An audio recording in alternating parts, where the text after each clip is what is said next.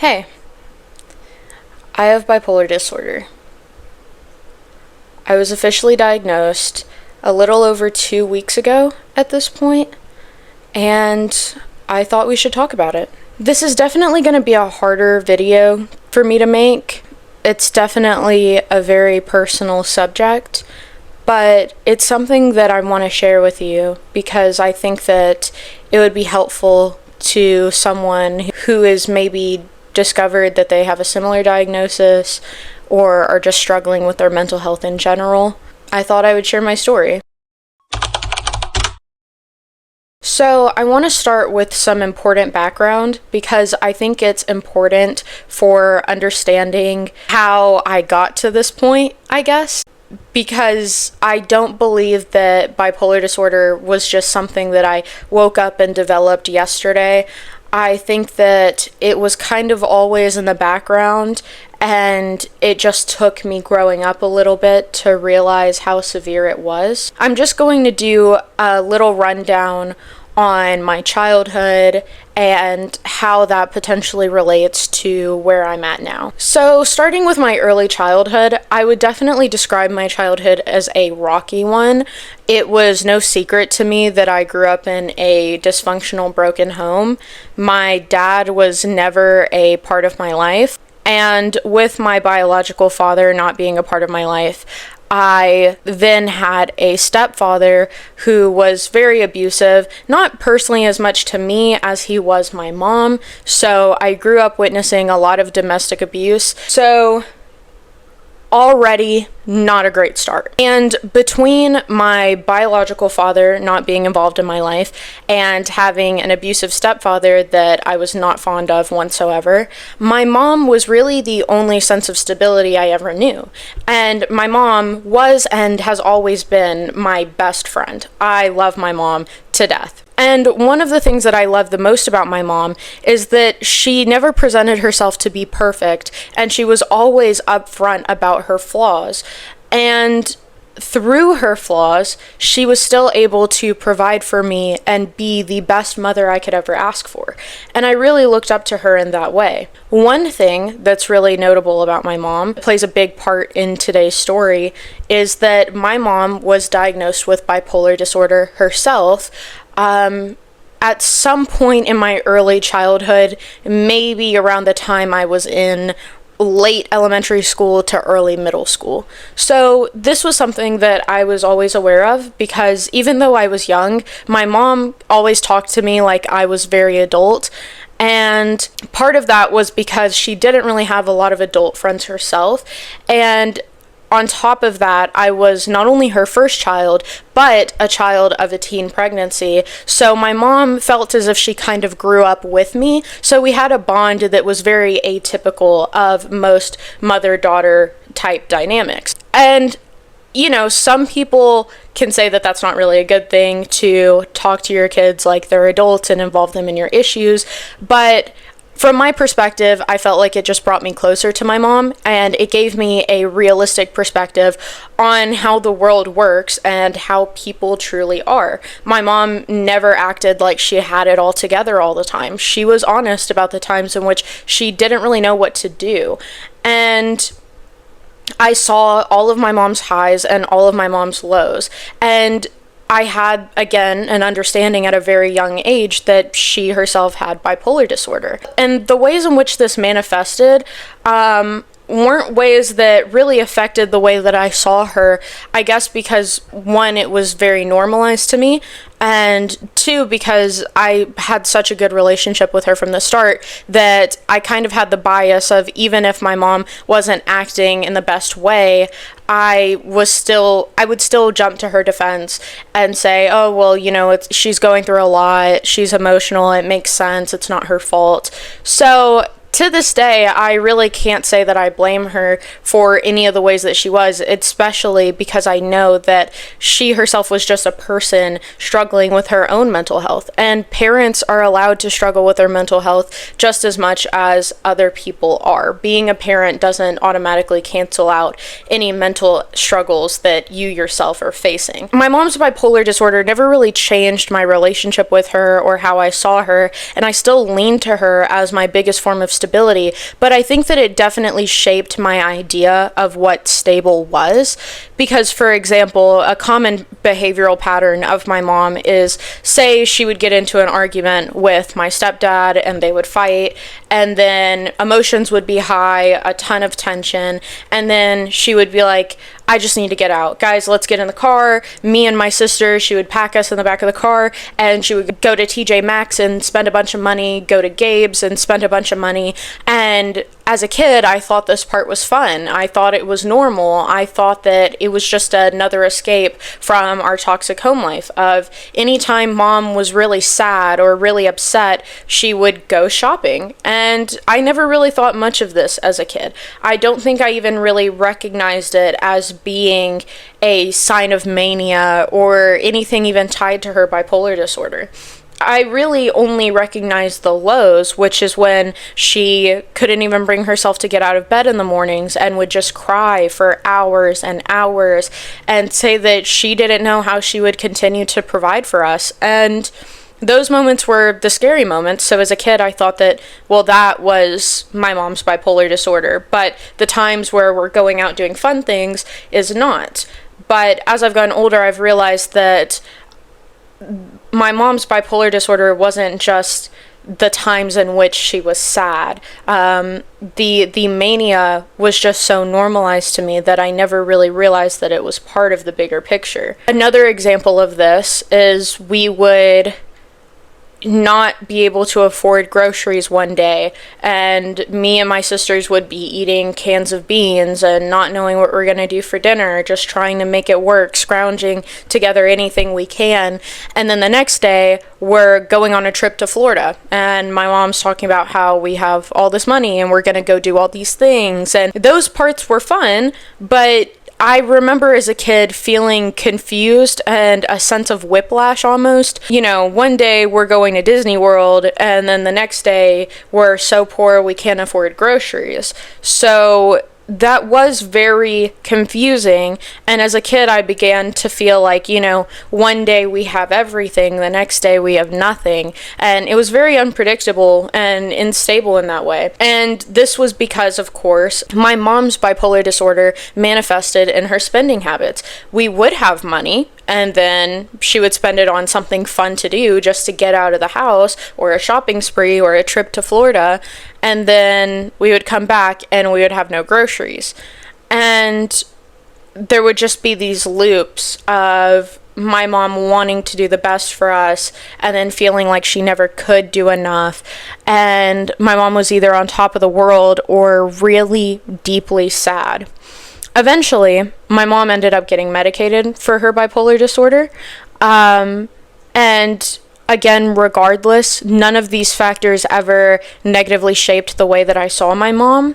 And it wasn't even something I really thought about in the grand scheme of my life, or the ways in which being around such explosive meltdowns and comforting my mom at her side through all the ups and downs could have affected me growing up.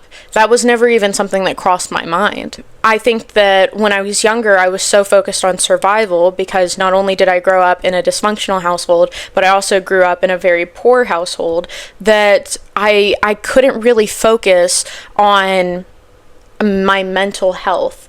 You know, I knew that things just weren't right about the way that I grew up, and that there was probably something wrong with me long term, but I just never really had the time to worry about those things. So, fast forward to the start of my adult life, in which I do have time to think about these things. A couple months after I turned 18, my mom wanted to move into an apartment complex with my sisters to get away from my childhood home, because at that point it held a lot of traumatic and toxic memories from living there with my then stepdad.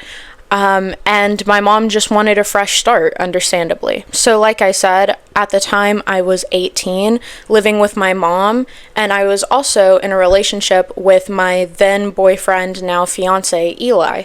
Eli was 21 at the time and also lived with his parents, but he lived an hour away in a whole different state from me. Obviously, with us both being in a serious long-term relationship and both being adults at this point, we really desired to have a space that we shared together on our own. As I'm sure all of you know, the housing market is absolutely insane, and it's almost impossible for a 19-year-old and a 21-year-old to move out into any sort of apartment or living situation on their own, with things being at the current state that they are. I know that, for example, in the state that I live in, it is almost impossible to find any rent for a 1-bedroom, 1-bathroom apartment that is less than $1,000 at least. So as much as we desired to live together and really kickstart our adult life together, it felt almost impractical, being in the circumstances that we were in,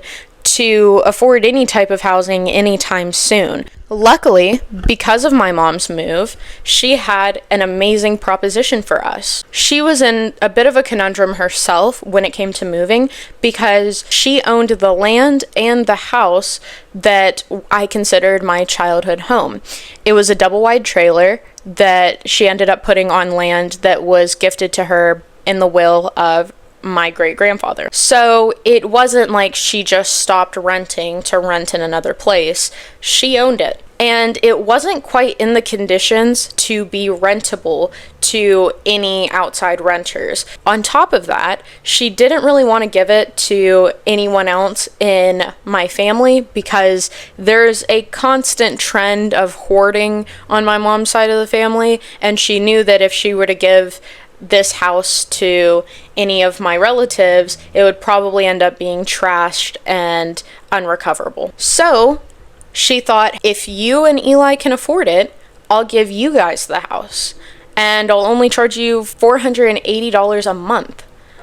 And me and Eli were obviously like, yeah, duh. We took that offer immediately. $480 is insanely cheap for a 3-bedroom, 2-bathroom, double-wide trailer. So Eli moved from his state to mine, and he started paying my mom monthly rent, and this is where we currently reside to this day.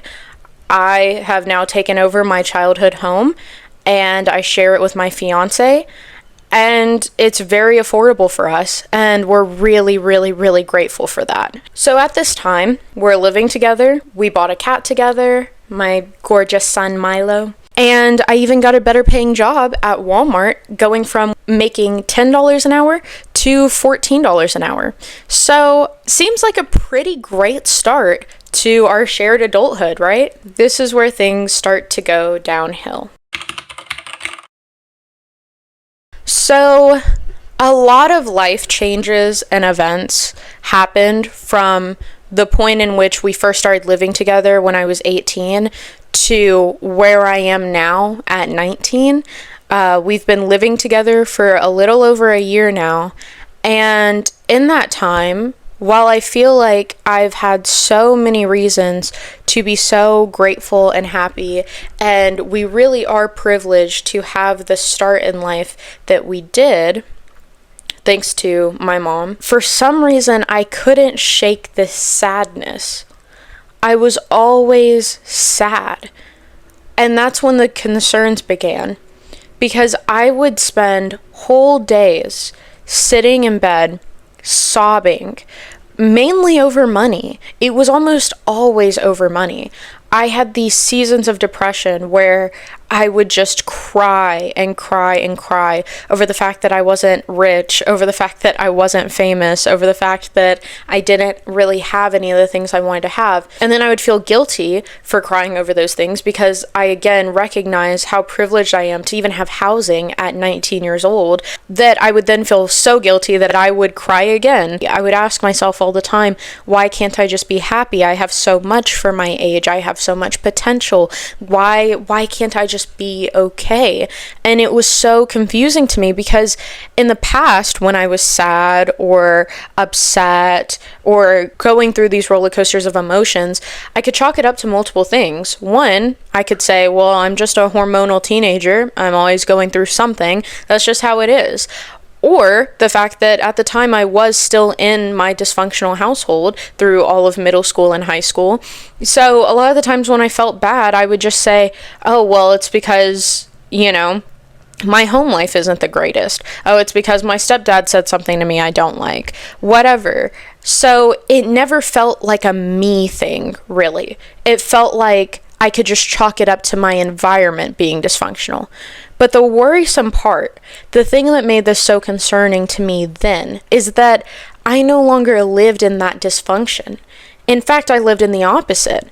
I lived with my fiance, my best friend, who I love more than anything, and we would play board games every night and cook dinner together and watch movies, and, it felt like a constant sleepover. We always had such a great time together.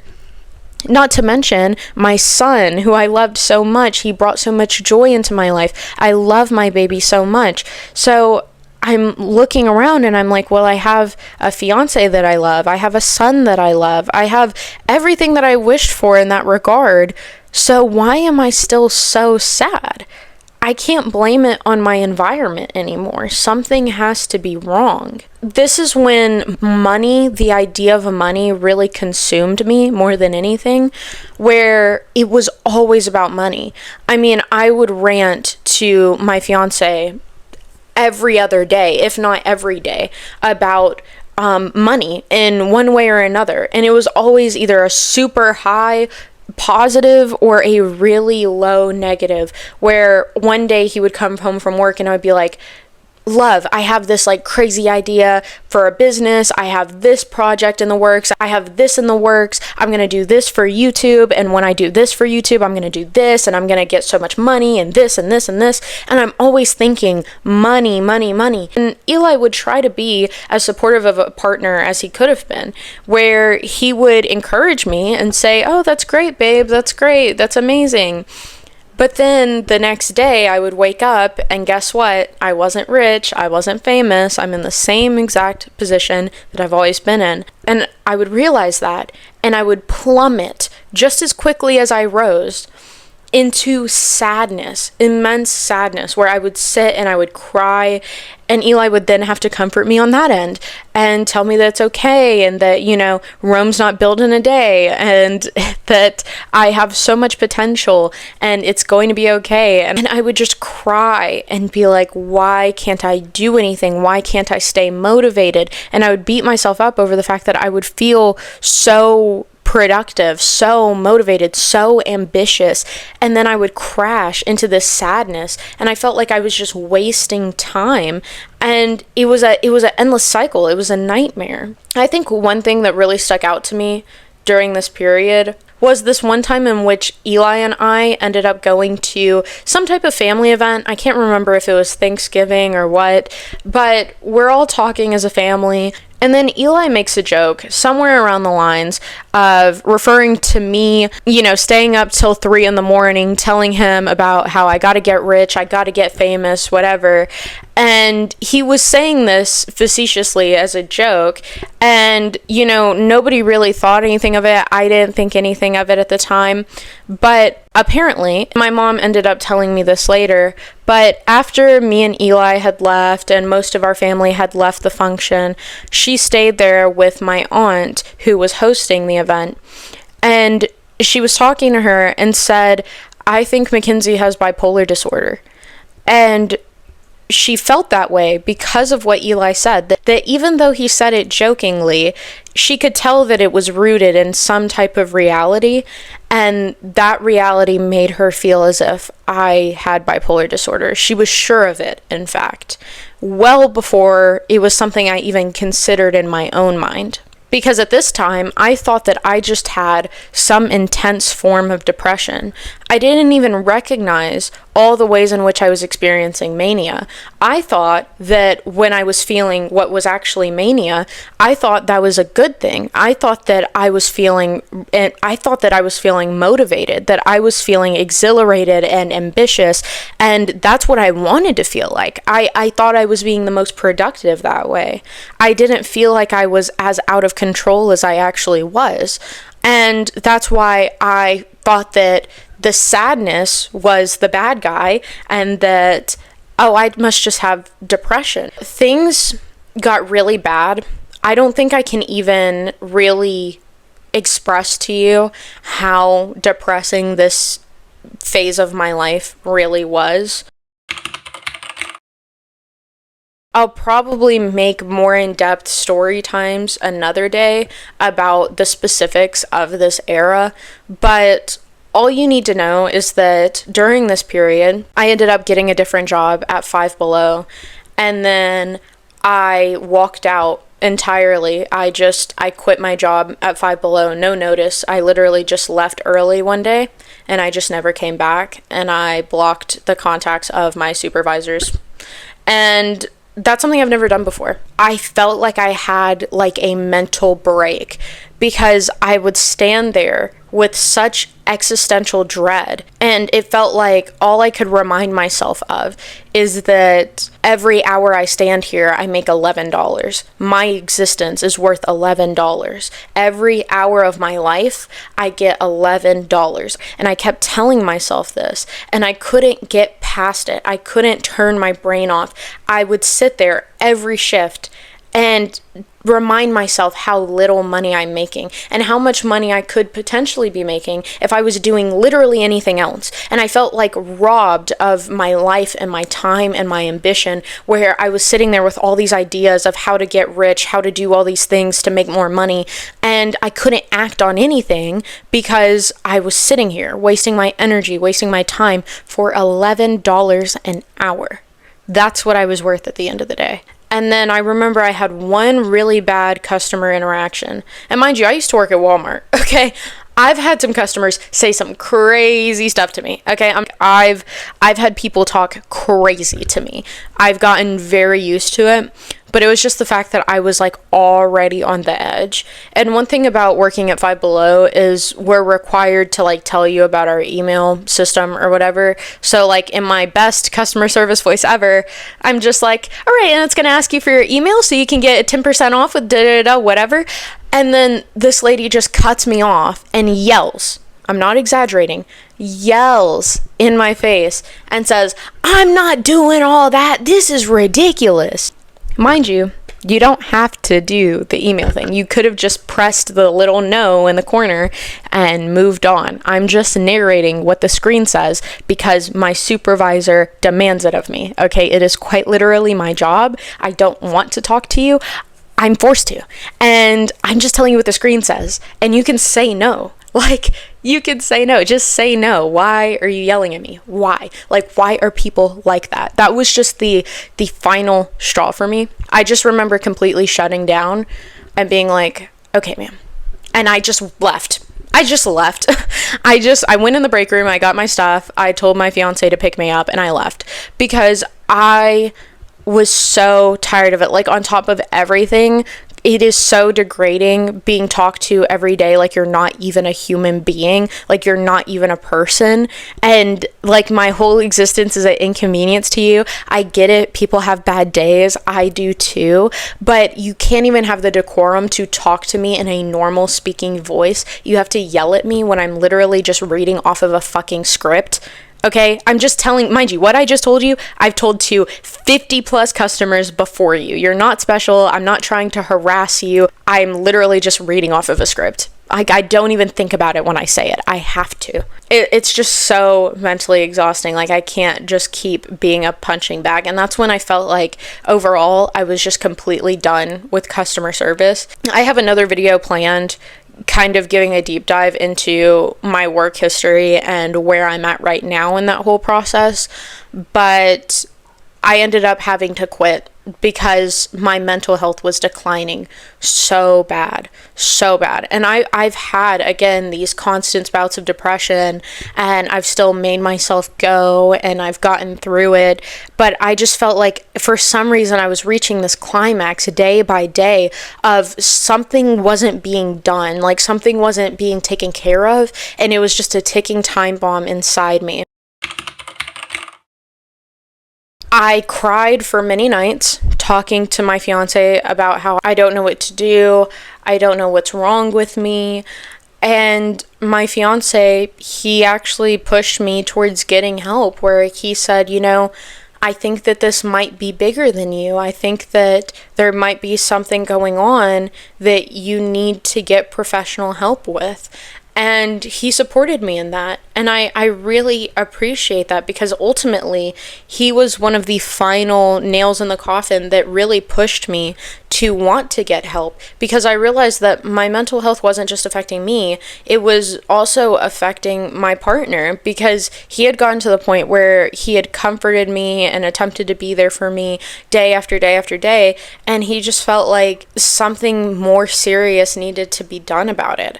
And looking back, I absolutely understand why he felt that way, and I'm shocked that I didn't get help sooner. And in fact, after those conversations, I ended up texting my mom and opening up to her about what I had been going through, because up until this point, I hadn't told anybody outside of my fiance that I was struggling with these things.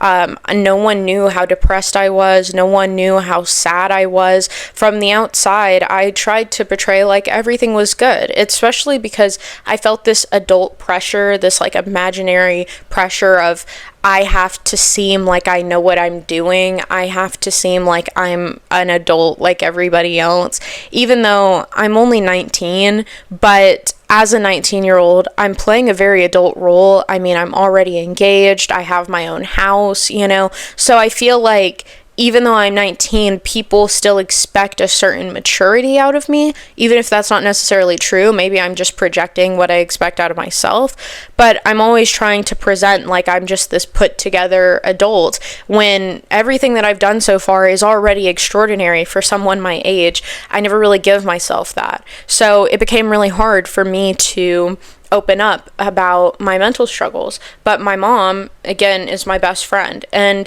for some reason, things had gotten so hard that I couldn't even bring myself up until this point to even tell her. It was a struggle for me to open up about this. I felt embarrassed, almost like I was failing or something, because again, I thought everything's going so good for me, I should just be happy, but I can't be.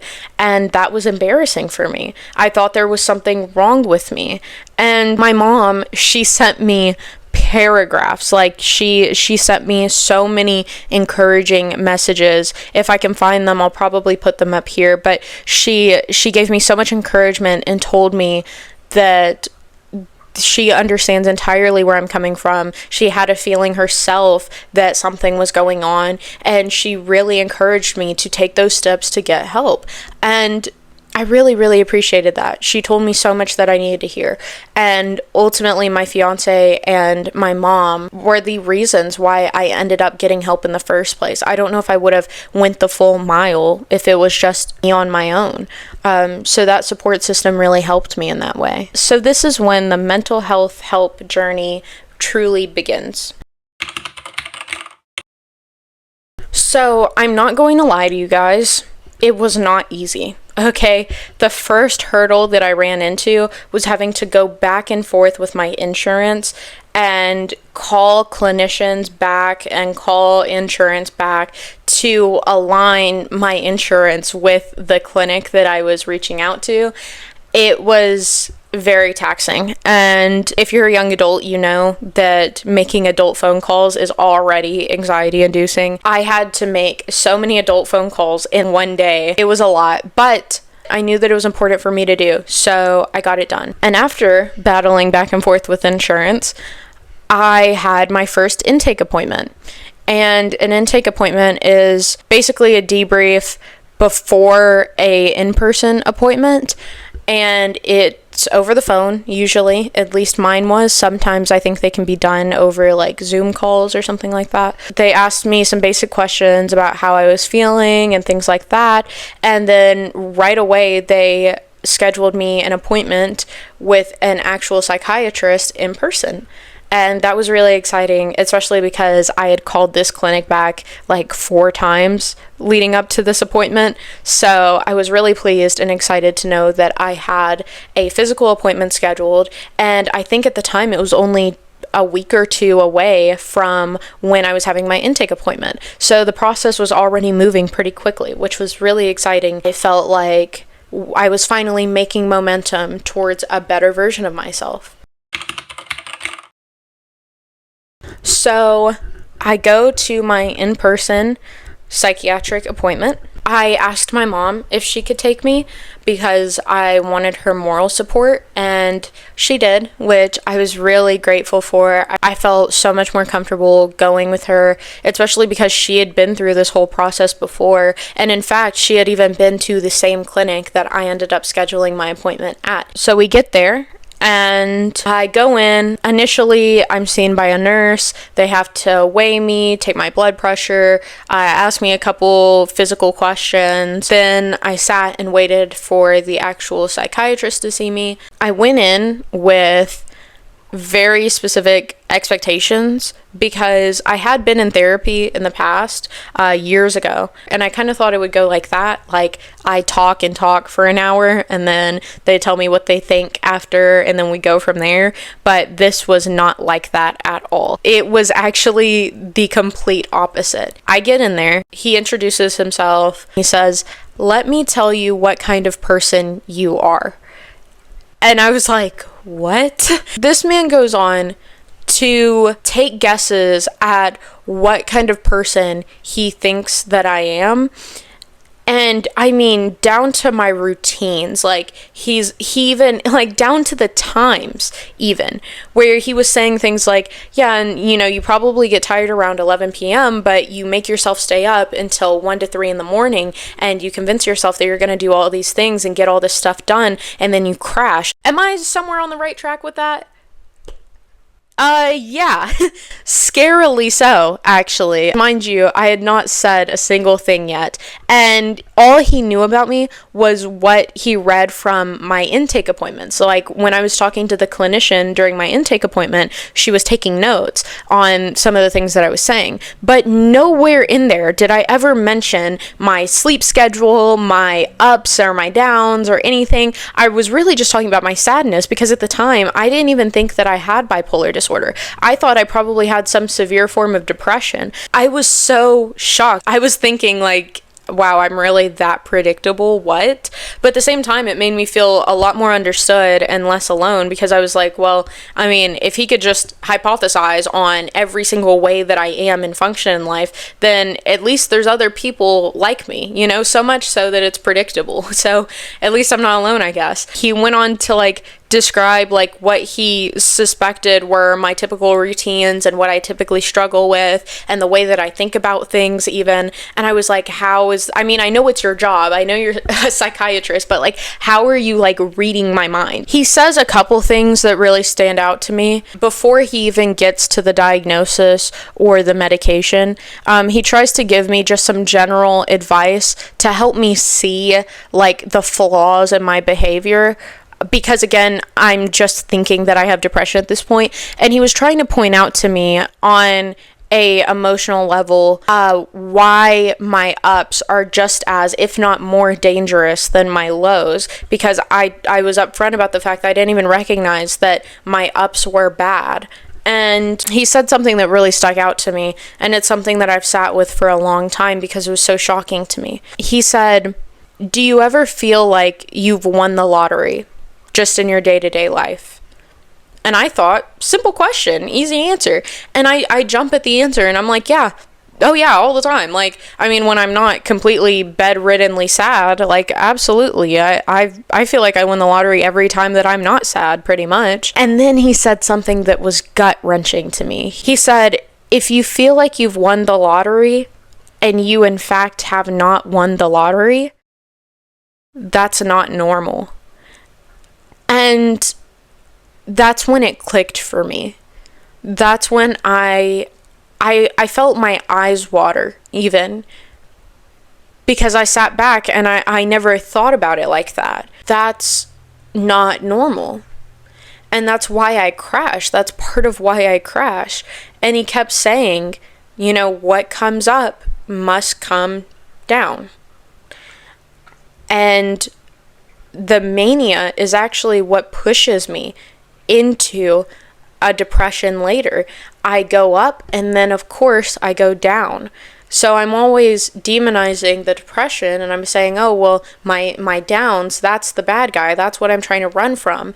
But in running from that, I'm driving myself into a deeper mania because I'm fighting this sadness, not realizing that I'm just as out of control when I'm feeling manic. And really, all I've ever wanted is control. My want for control when it comes to my mind, that's what I'm always fighting for. And I think that's why I latch onto the idea of money as much as I do, because I've never had any sense of stability growing up. And I feel like if I had money, I would be stable, because there's so much instability inside of me, you know? And I've never had any type of stability, but I'm always fighting for it. I'm always fighting for control in one way or another. And felt like that conversation was really helpful in terms of putting it in perspective, that there's actually two parts to what's wrong with me right now. And that leads us to my diagnosis. You have type 1 bipolar disorder. And I felt so much in that moment. I felt my eyes watering. I felt my face getting hot. I felt my legs jittering. I felt, a part of me felt relieved, but another part of me felt anger almost. I felt a little upset because on one hand, I felt relief because I thought, oh, it was real.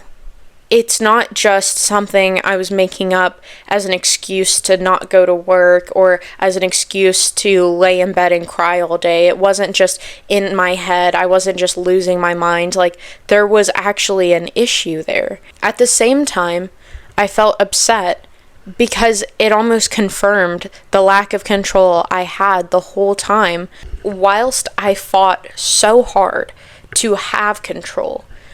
In my day-to-day life, I was fighting myself every day for any form of stability and control I could muster.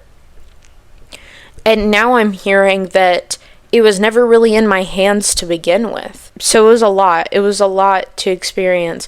And it hurt in a way that it wasn't, I believe you have bipolar disorder. It wasn't, I think you have bipolar disorder. It was, you have type 1 bipolar disorder. With complete certainty, I have bipolar disorder. But luckily, it can be treated. So that leads us to the medication part.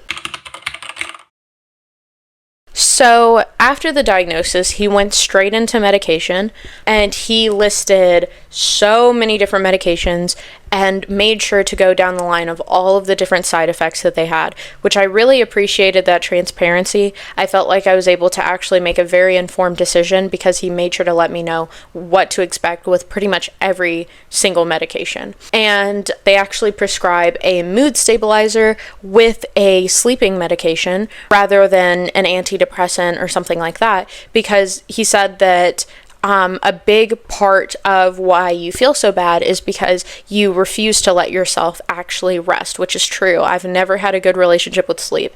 And I've always said that, I've always chalked that up to like, oh, I'm a chronic procrastinator, or oh, I'm a night owl, or whatever. But no, I just have bipolar disorder, and apparently that's a really common thing, is that I don't sleep. He was like, we're going to prescribe a sleeping aid with a mood stabilizer, so that the mood stabilizer obviously helps you emotionally, and then you're also on a set routine. Basically, one can't work without the other. He said that the sleeping aid was very integral to making sure that the medication itself actually works in the ways that it's supposed to. So I was actually being prescribed 2 separate medications. So we talked back and forth about the medications, and he actually let me pick which one I start with.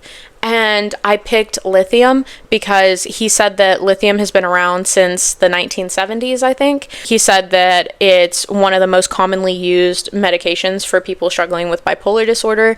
It's also the one with the least amount of side effects. He said at most, the biggest side effect that deters people is potential weight gain.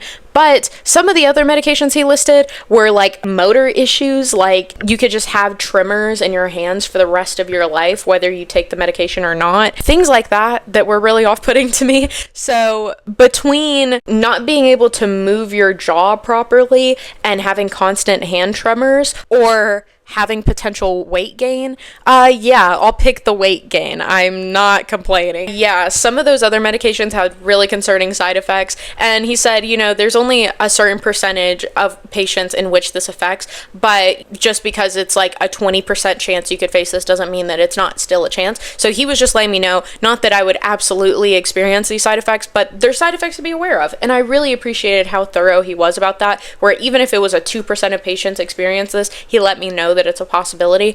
But that's why I decided on lithium. In terms of sleeping medications, there's only so many medications that pair properly with lithium without them contradicting. So he actually picked out the sleeping med to pair it with, and he picked trazodone. So ultimately, I was prescribed lithium and trazodone, put my prescription in, and sent it to Walgreens. And then I talked to my case manager, for lack of better words. I think there was another name for it, but there was this lady that I talked to after my appointment who basically just keeps up with all of my mental health stuff in terms of like my primary care doctor and my psychiatrist. If I want to change psychiatrist, like she's the person that I go to with all of those things. So I had a little meeting with her after I left. That was pretty much it. So I left, I got in the car with my mom, and then she was like, so what's the verdict? And I was like, yeah, I have bipolar disorder. And she just laughed and said that she knew and that it's going to be okay. She took me to go get food after, and then she drove me by Walgreens to pick up my prescription, and then she dropped me off at home. So that was the day of my diagnosis. So, modern day, where am I at now? I am now on day 15 of taking my medication. How I feel? I'd say I feel the same, but I'm not sure. I feel like however I am will be more apparent from an outside perspective than an internal one.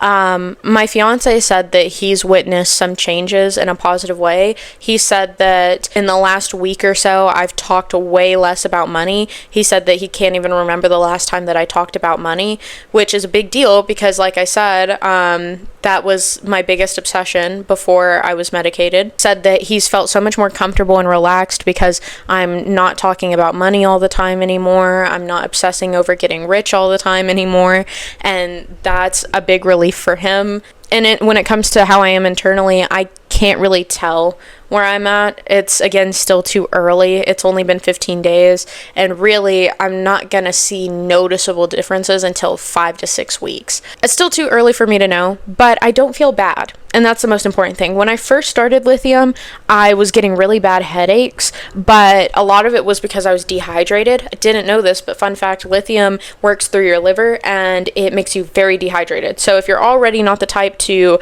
drink water a lot, which I'm guilty of, then yeah, you're going to be very dehydrated and you're going to need to drink a lot more water, which I have been. I've been drinking a lot more water, but I didn't know that when I first started. So I was struggling with really bad migraines at first, but now I'm not experiencing any negative side effects. I don't feel bad.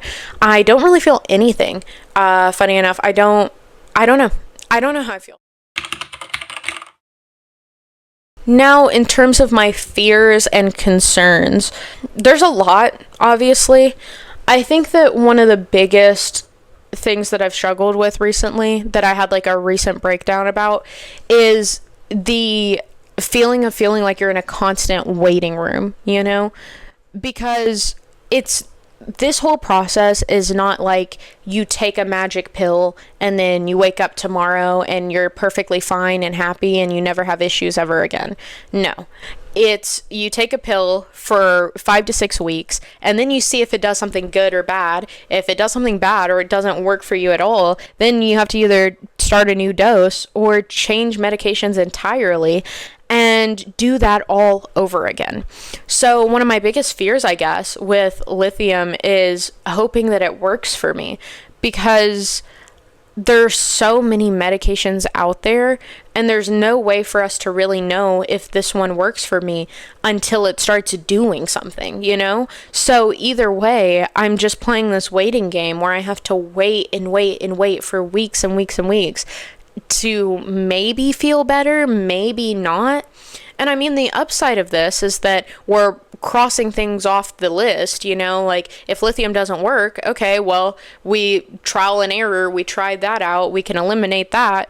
Now we're going to try something else. But again, I think he said there's 70 plus medications for bipolar disorder alone. And I'm just really hoping that it's not going to take me an eternity to find one that works for me. I went into this knowing that it's not going to be a quick process. It's going to be a journey. It's not going to be a thing of like, I just take one pill and I'm fine. But I just really hope that I don't have to go through this constant rigmarole of trying so many different medications until finding one that works for me. Fingers crossed. But again, this is something that no one can really give me reassurance about or give me an answer to, because the psychiatrist himself said we just have to wait and see, you know? We don't know. They can't predict what's going to work for me.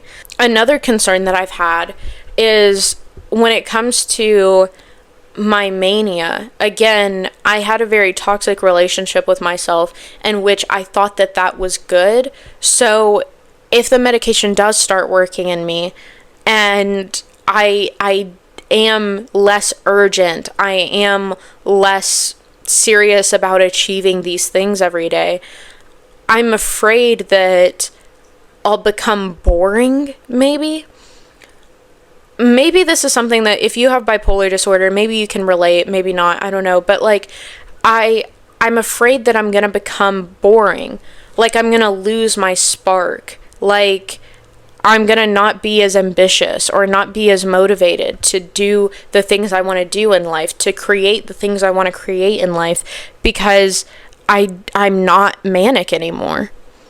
And I really hate feeling that way about myself, but you have to put it into perspective that I've never really known a version of myself that is stable. I've never known a stable Mackenzie. So that's really scary for me, because I mean, what if stable Mackenzie prioritizes things that are completely different from me now? You know, what if she's more content than I am now, and she stops fighting for the things that I think I want, you know? It's a scary thing to think about for me, because again, I'm walking into the unknown. It's really toxic, but I feel like one day I'll maybe begin to miss the version of myself that was unmedicated, because at least that's predictable, you know? I've grown to know unmedicated Mackenzie my entire life. I know my routines, I know my ups, and I know my downs. Is it miserable? Yeah. Is it not ideal? Is it unstable? Yeah. But that unpredictability is predictable in a way that I've grown comfortable in discomfort, at least enough to where I'm afraid of missing it. That being unstable was miserable, but at least that instability was familiar. What scares me about being medicated is that I don't know what that version of me looks like. And it feels weird feeling like your emotions are kind of just in a waiting room. But that's part of the process. It's probably the hardest part of the process for me so far. Originally, when I was meeting with my like caseworker after my appointment, she mentioned that the same clinic also offers therapy sessions, and those therapy sessions would be completely free to me because I have really good insurance thanks to my mom. So she was like, just so you know, there is therapy. And I was talking to my fiance about it, and originally I felt like I didn't need therapy because I was like, well, I talk all the time. You know, I don't have problems talking. I have problems with my brain. So why would I do therapy? But actually, I was talking to him about it, and I realized that I'm starting to struggle with ideas that I never really had to worry about before, because stability was never actually an obtainable object to me in the past. You know, I never had to think about what would I potentially be like if I wasn't unstable. And those thoughts are uncomfortable for me, and I don't really know how to unpack that. For the first time in my life, there's a part of me that's being unlocked that I haven't really dissected, and I don't even really know how to start. And I think that maybe that therapy would be good for me. And he brought up the good point that, you know, therapy isn't always affordable or readily available to everyone in society. It's a struggle that a lot of people struggling with their mental health run into when they come to a point of desiring therapy or desiring care, that it's not always accessible for them. He mentioned to me that the fact that I can obtain therapy for literally free is an absolute privilege. And it is a privilege that, with it being free, I should take advantage of, because it's not a privilege that everyone has. It would be kind of stupid, quite frankly. It would be kind of stupid for me to not take advantage of the therapy they offer. And who am I to deny that because I just think, oh, well, I don't need it, when clearly there's some hurdles that are going to come throughout this journey of me starting medication and potentially even changing medications in the future that I'm going to need help unpacking. So I've been considering that. I think that when I go back to my appointment a couple weeks from now, I'll sign myself up for therapy sessions as well. I mean, why not take advantage of that opportunity? I think it would be good for me because of these fears and concerns. I'm going to try to keep reminding myself to stay open-minded, because ultimately, me just being on the path to mental health wellness is a good thing. Even if this happens to not be the medication that works for me, the fact that I'm on this path is a good thing. And I need to keep pursuing that. You know, it's not a good mentality to think that I need to fall back into just being unmedicated and unstable, because at least I know that. Because I also know that I was very unhappy, and I cannot stand to live the rest of my life like that. I mean, not to get super dark, but there were times where I considered not even really going on anymore because it got so severe.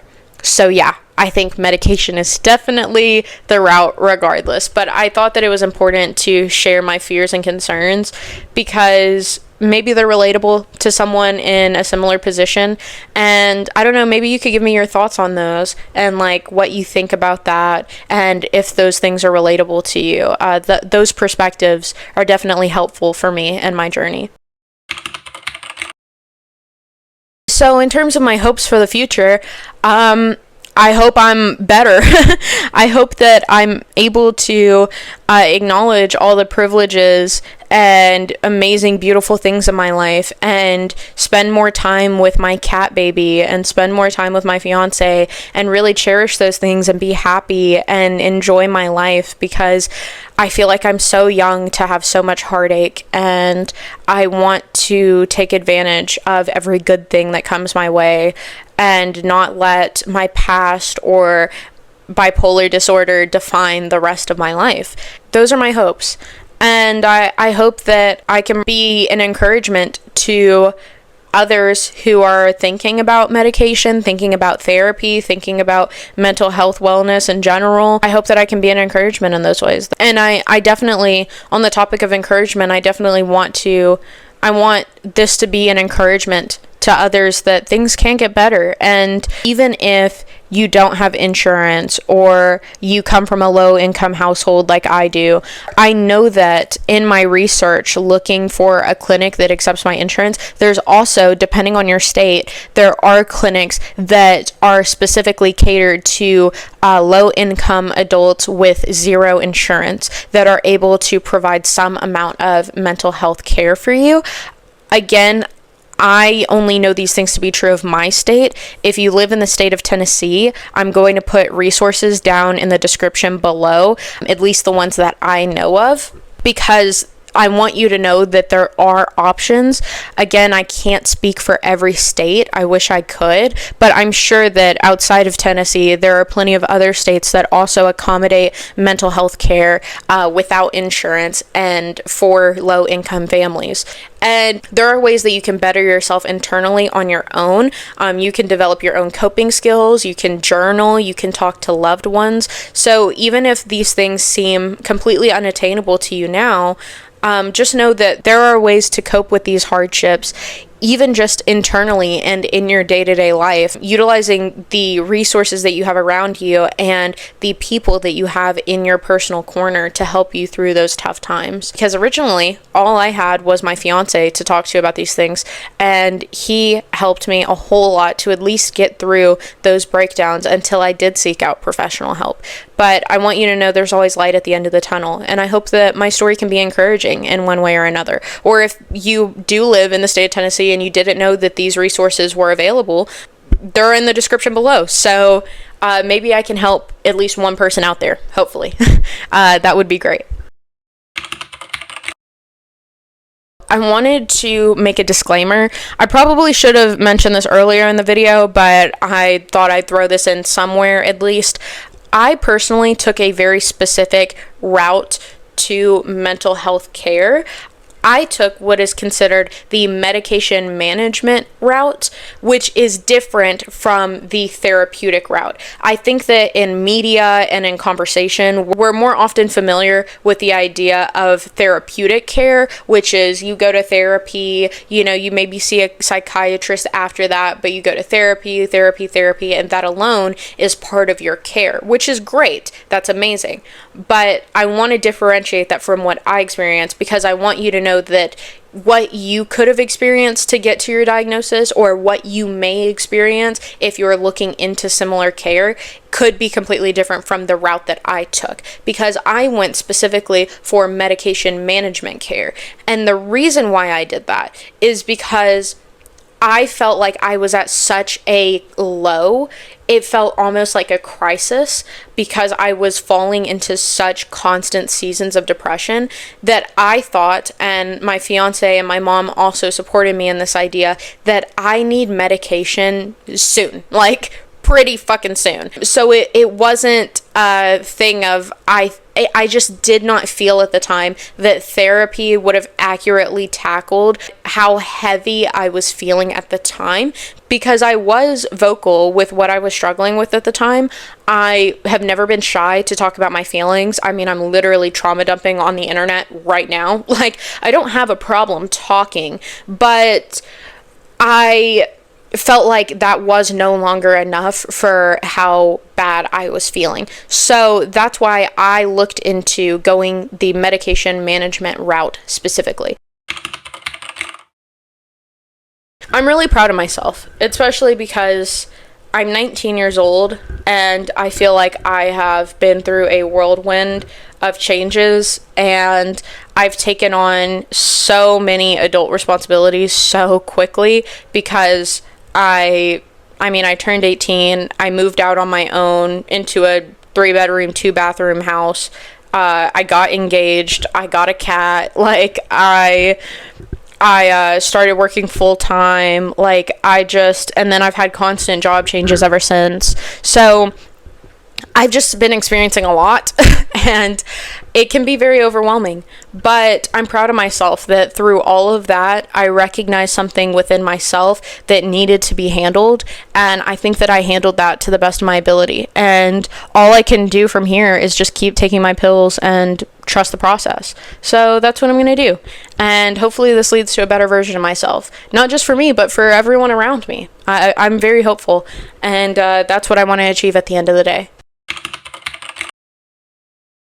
Hey, Editing Mackenzie here. I just realized that I never filmed an outro for this video, so I just wanted to come in here to say thank you so much for watching, and I hope this video speaks to someone who can relate in one way or another. And also I think it's helpful to have this video to document for myself, because I know that I'm probably going to go through many more ups and downs in the future as I'm working on getting my mental health in check. So yeah, I hope this helped you. If you have any thoughts or shared experiences, feel free to leave them in the comments.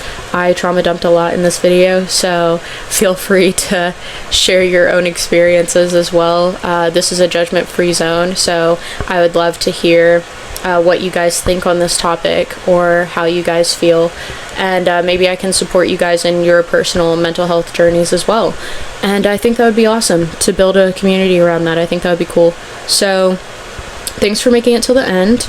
I hope you like the new microphone. I know I mentioned setting it up in my last video.